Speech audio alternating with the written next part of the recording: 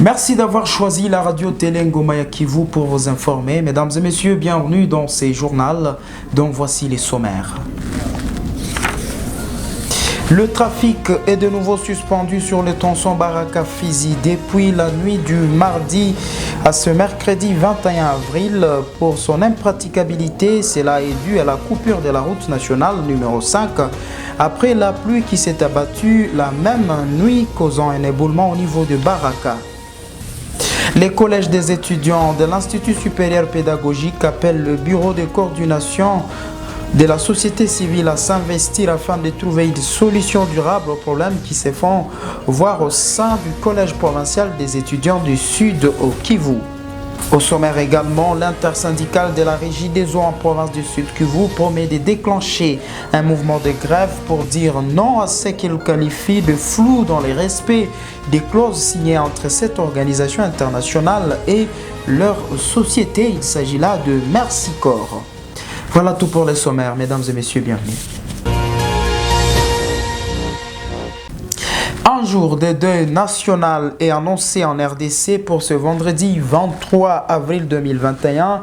C'est là en guise de solidarité au peuple tchadien qui a perdu son président le mardi 20 avril dernier. C'est ce qu'on peut lire dans un communiqué officiel de la présidence de la République démocratique du Congo signé par le directeur de cabinet de Félix Tshisekedi, Guilain Nyembo. Dans ces communiqués, le président de la RDC, Félix Tshisekedi, dit exprimer sa profonde indignation face à l'acte ignoble qui a ôté la vie à ces dignitaires attachés à l'intégrité du Tchad. Félix Tshisekedi, président en exercice de l'Union africaine, présente ses condoléances au nom du peuple congolais, celui africain et le bureau de l'Union africaine.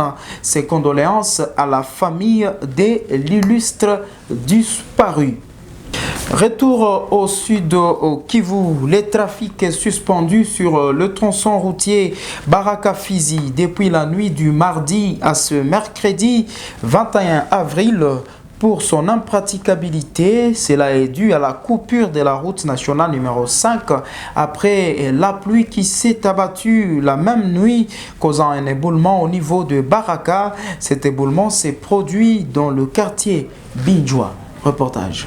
Cette route, selon les autorités locales, a été endommagée par les eaux de pluie suivies d'un éboulement de terre qui handicape la circulation. À en croire le maire de la ville de Baraka, Jacques Mbouchoua Ousseni, les démarches sont en cours pour trouver une déviation qui pourrait servir les passagers et c'est en attendant la décision du gouvernement central. Jacques Mbouchoua Ousseni ajoute également que c'est à Kibonjoa que ce dégât a eu lieu. Celui-ci rassure son entité qui n'a pas de décision à prendre vu que c'est la route nationale et elle ne revient pas dans ses attributions. Depuis plusieurs mois, la société civile de Baraka avait alerté sur ces dangers qui étaient prévisibles à la suite du délabrement de la route nationale numéro 5. Une autre coupure se trouve au niveau de Tchibé, un espace compris entre Fizi et le village Malinde où une centaine de véhicules sont bloqués. C'est depuis 3 mois que la population du territoire de Fizi en général et celle de la ville de Baraka en particulier avait répondu à l'appel de la société civile pour décréter la désobéissance fiscale afin d'exiger la réhabilitation de cette route. L'insécurité n'a pas encore dit son dernier mot à Uvira, dans la partie sud de la province du Sud au Kivu. Pour preuve, 2 personnes ont été tuées la nuit du 20 à ce 21 avril 2021. Selon les structures locales de la société civile, une femme connue sous le nom de Masoka Etoka a été victime d'une attaque des hommes armés non autrement identifiés au quartier Kimanga dans la ville d'Uvira. C'est hors la loi ont tiré à bout portant sur la victime qui est morte sur les champs. Dans le quartier voisin des Rombe 2, un autre corps sans vie a été retrouvé avec des blessures et en plus ligoté. Kizatiniko, président de la jeunesse de Kamvimvira, qui confirme cette nouvelle, indique que la situation sécuritaire est préoccupante dans les territoires d'Ouvira ainsi que dans la ville. On écoute Tiza Kiniko dans ce propos choisi par Natacha Mingo Andrea. Une femme dénommée Masoka a été tuée par les hommes armés non autrement identifiés vers 19h du 20 avril 2021.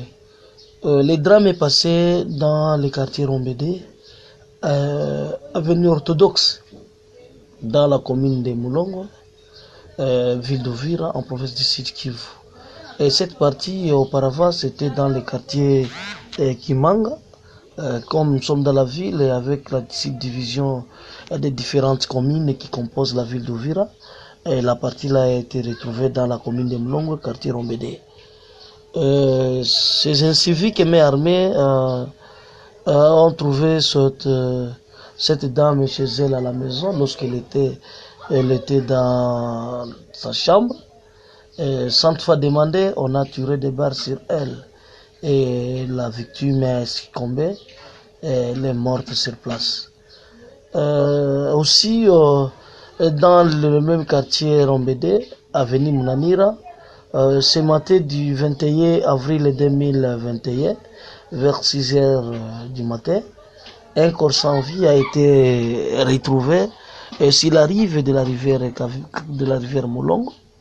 Lorsque nous sommes arrivés vérifier cette information, nous avons rencontré le corps est là, et en état blessé au niveau de sa tête.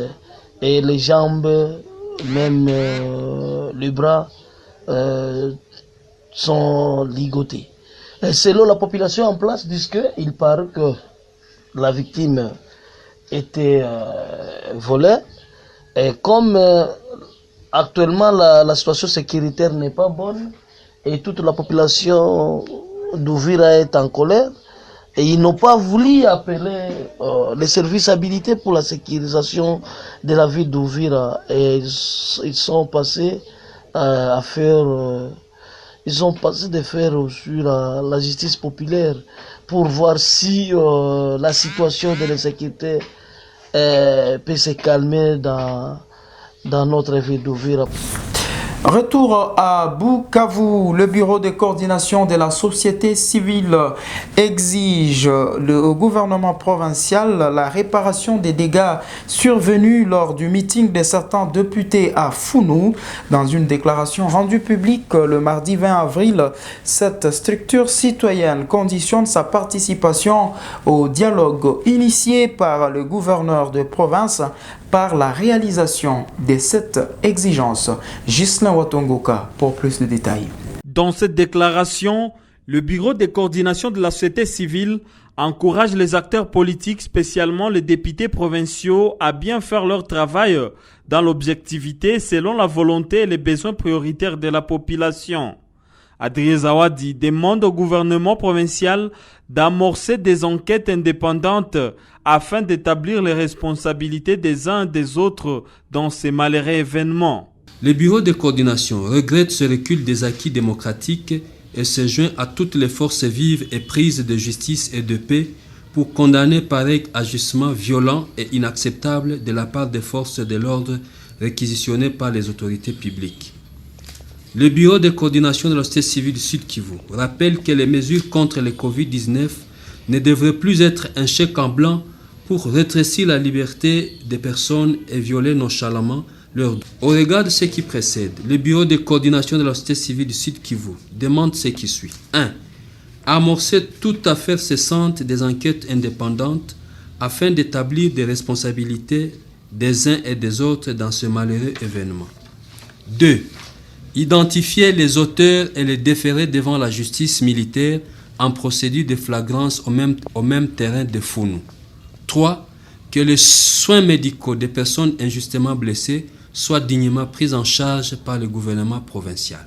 Pour rappel, au moins 11 personnes ont été blessées, dont 7 grièvement dans la dispersion du meeting organisé au terrain de Founou par certains députés qui ne jurent que sur le départ du gouverneur Théongwabi Djekassi. Je l'annonçais au sommaire, l'intersyndicale de la Régie des eaux dans la province du Sud Kivu promet de déclencher un mouvement de grève pour dire non à ce qu'il qualifie du flou dans le respect des clauses du contrat signé entre Merci Corps et la Régie des eaux. Dans un point de presse tenu à Bukavu ce mercredi 21 avril, l'intersyndicale de la Régie des eaux fustige l'appropriation de Merci Corps des responsabilités réservées à leur entreprise. Ces derniers plaident pour l'implication personnelle du chef de l'État pour que la Régie des eaux rentre dans ses droits. Pascal Nyamuhirwa est président de l'intersyndicale de la Régie des eaux dans la province du Sud Kivu. On l'écoute. Se sentant acculé par la Régie des eaux SA, Merci Corps a carrément tourné le dos en crachant sur les contrats qui les lient à la Régie des eaux SA et a commencé la campagne de dénigrement de son partenaire auprès de la population et des autorités provinciales. Les travailleurs de la Régie des eaux SA, représentés par la délégation syndicale et les syndicats, rappellent à l'autorité provinciale que la Régie des eaux SA n'a pas à vendre et que leurs emplois doivent être préservés. Merci Corps se précipite à clôturer les projets sans avoir fait l'évaluation en bonne et due forme des collaborations particulières et du projet en général. Nous dénonçons la démarche de vos conseillers, du chef de division de l'énergie et du ministre provincial de Mines, Énergie et Environnement qui, à la quête du gain facile, ne jure qu'à la vente de la Régie des eaux SA à Merci Corps. Sur ce, nous demandons à votre Excellence de se ressaisir, de demander à Merci Corps de cesser à la manipulation de vos collaborateurs et que cette ONG vous fasse une mise au point sur la destination de fonds alloués aux travaux jusque-là inachevés. Prenons à témoin la population et la prévenons que nous ne serons pas responsable de tout désagrément qui interviendrait en cas de non-respect de ces engagements. Les travailleurs de la Régie des eaux SA refusent d'assister impuissamment au bradage de la société, raison pour laquelle ils vont user de tous les outils les reconnus par les lois de ces pays pour résister à l'oppression d'où qu'elle vienne. Nous sollicitons l'implication personnelle de son Excellence, Monsieur le Président de la République, chef de l'État, à travers son Excellence, Monsieur le Premier ministre, afin de faire respecter la loi, à l'instar de la réaction de l'ancien Premier ministre Sylvestre Ilunkamba. Jusque-là, Merci Corps n'a pas encore donné sa version des faits. Les collèges des étudiants de l'Institut supérieur pédagogique de Bukavu appellent le bureau de coordination de la société civile à s'investir afin de trouver une solution durable aux problèmes qui sévissent au sein de l'organisation du collège provincial des étudiants du Sud Kivu. Cela est dû à la mauvaise gestion. Elle a fait savoir dans une lettre de dénonciation adressée au président du bureau de coordination de la société civile du Sud Kivu et dont copie nous est parvenue. Reportage. Dans cette lettre, Chikumi Lukulika, porte-parole des étudiants de l'Institut supérieur pédagogique de Bukavu, indique que depuis l'avènement du porte-parole provincial et son adjoint qui sont fait mandat, plusieurs cas de désordre sont observés. Selon lui, depuis un temps, le collège provincial des étudiants est divisé en deux, dont le cas du président et celui de son adjoint. À cette liste s'ajoute aussi le détournement de l'argent destiné à la compétition interuniversitaire, dont chaque université affiliée avait payé un montant de $75 américains. Chikumi Lukulika évoque aussi la question des élections de P3 et P3 adjoints dont certains candidats avaient déposé leur caution de $200 pour les candidats P3 et $150 pour les candidats P3 adjoints. Le collège des étudiants de l'ISP Bukavu demande au président du bureau de coordination de la société civile de tout faire pour trouver une réponse à cette question afin de savoir à quand les élections pour le collège provincial après la campagne électorale ainsi que des éclaircissements sur le fond sont destinés au championnat interuniversitaire. Dans le reste de l'actualité, au Nord Kivu, la province vient de recevoir ce mercredi 21 avril 2021 60 000 doses du vaccin AstraZeneca utilisé dans plusieurs pays du monde dans la lutte contre la pandémie à coronavirus. Nzanzu Ejeune, ministre provincial de la Santé, indique que la campagne de vaccination sera lancée à Goma, Butembo et Beni le 1er mai prochain. Il souligne que le vaccin est volontaire et seules les personnes âgées de plus de 55 ans seront vaccinées, mais aussi les personnes qui souffrent de maladies chroniques ainsi que les prestataires de santé qui sont à la première ligne dans la lutte contre la pandémie. Le cas de coronavirus sont en augmentation dans la province du Nord Kivu. 69 nouveaux cas ont été enregistrés les 3 derniers jours. 11 de ces cas sont enregistrés dans la division provinciale de la santé antenne de Butembo, ce qui ramène les cumuls à 656 personnes touchées par le coronavirus dans son ressort depuis le début de l'épidémie. D'après Guy Makelele, chef intérimaire de la DPS Butembo, le non-respect des gestes barrières par les habitants reste le facteur favorisant la multiplication des cas, s'inquiète Guy Makelele. Et puis le centre-ville de Bunia est toujours paralysé. Le mercredi 21 avril, au deuxième jour du mouvement de ville morte organisé par la société civile pour manifester contre l'insécurité en Ituri. Cependant, dans les autres quartiers, les activités se déroulent presque normalement. Certaines boutiques ont ouvert et d'autres non. Quelques écoles ont ouvert, mais les enfants ont été renvoyés à la maison. La situation qui prévaut en Ituri relève de la responsabilité de l'État. Et parmi les éléments constitutifs de l'État, il y a la population, il y a aussi l'espace géographique. Et ce sont ces éléments qui sont menacés en Ituri. Et pour qu'un chef de l'État mérite son appellation de chef de l'État, il devait faire à ce que ces éléments soient recousus pour que l'État puisse avoir sa forme. Avec nos frères de l'Ituri, le drame qui est tout simplement inacceptable et auquel ceux-là qui ont le pouvoir ont le devoir de répondre. Alors personne, ni au niveau de notre pays, ni au niveau de la communauté internationale, ne peut prétendre ne pas comprendre ce qui se passe en Ituri. Et ces massacres ont pris de l'ampleur depuis 2017. Le gouvernement congolais est là. On pouvait envisager une opération Artemis. On parle sport sans transition. La phase de play-off en Linafoot, deuxième division. On parle sport pour finir ces journaux.